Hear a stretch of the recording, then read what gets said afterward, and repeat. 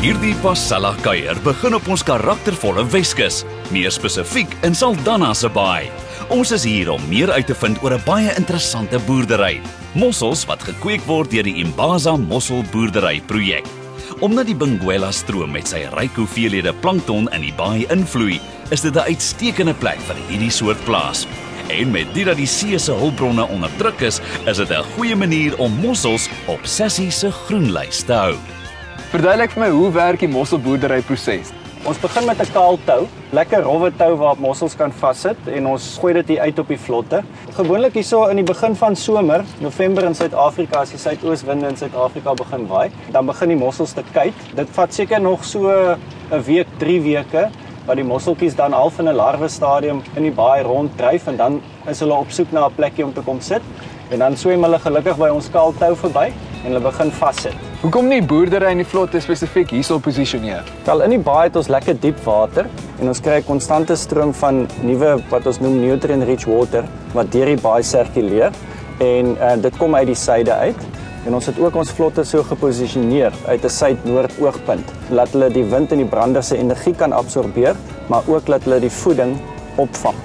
Omdat die vlot uit plastiek gebou is en beteken dit hy kan eintlik buig en hy ry die golf. En ook in die kuitingsproses, as daai larwes deurbeweeg deur die vlot, dan het hy 'n baie groot kans om op die vlot te kom sit en op die toue te heg. Nadat die larwe aan die tou geheg het, hoe lank vat dit voordat mens kan sien dis 'n mossel? As hy eers vassit, dan is hy so klein dat jy 'n mikroskoop nodig om te sien. Na so 2 weke, dan het hy skulp en 'n baard gegroei.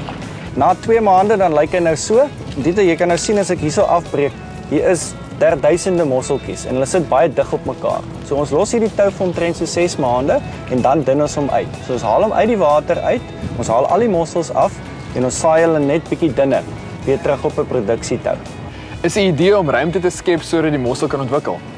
Ja, dis presies wat ons doen. Die mossel gaan nou in sy laaste fase in. Ons saai net 'n spesifieke hoeveelheid mossels op die tou, laat hy nou lekker spasie het, laat ons die mossels genoeg kans kan gee om te groei en te ontwikkel.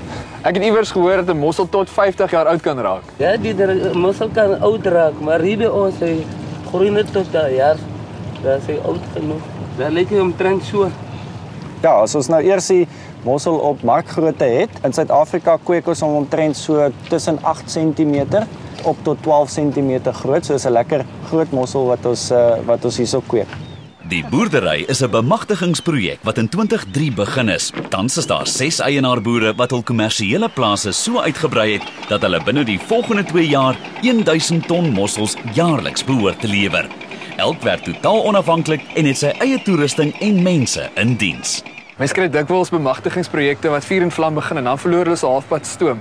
Wat dink jy het bygedra tot die sukses van julle projek? Mossels is maar 'n tegniese area, daar's min kennis daaroor, so die oordrag van die kennis wat vir ons baie belangrik gewees het. Waar kry ek my saad vandaan? Hoe maak ek my tou? Hoe hou ek my vlotte in stand?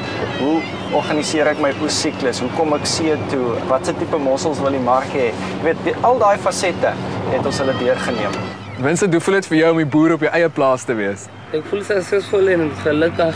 Ek het baie geleer nou. Ek voel nou trots om eie baas te wees. Klink goed, maar sulke vars mossels moet geëet word. En dus is Dieter na die Strandloper restaurant in Langebaan, waar 2 kokke hom gaan wys hoe om dit op die Weskus manier te doen. Onthou net, voor jy die mossels gaar maak, maak dit goed skoon en trek die baard uit. Die baard is waarmee die mossels aan die toue of in die natuur aan rotse vaskleef. Ek het vir 'n paar mossels gebring.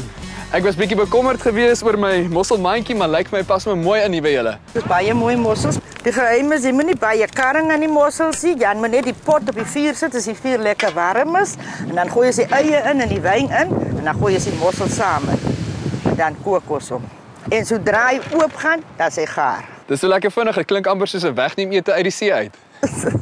Hier in die Weskus is die mense bietjie baie stout. Hulle sê as mens baie van die mossels eet, kry jy babetjies. Sit bloot in die potlood. Oepsie. Ja, ek sal dan maar liewer net klein happies neem want ek my vrou het klaar 1 babetjie. Maar een is te min. Maar nog eenetjie van die Weskus se mossels. Kom snaak dit dan op avokado tee.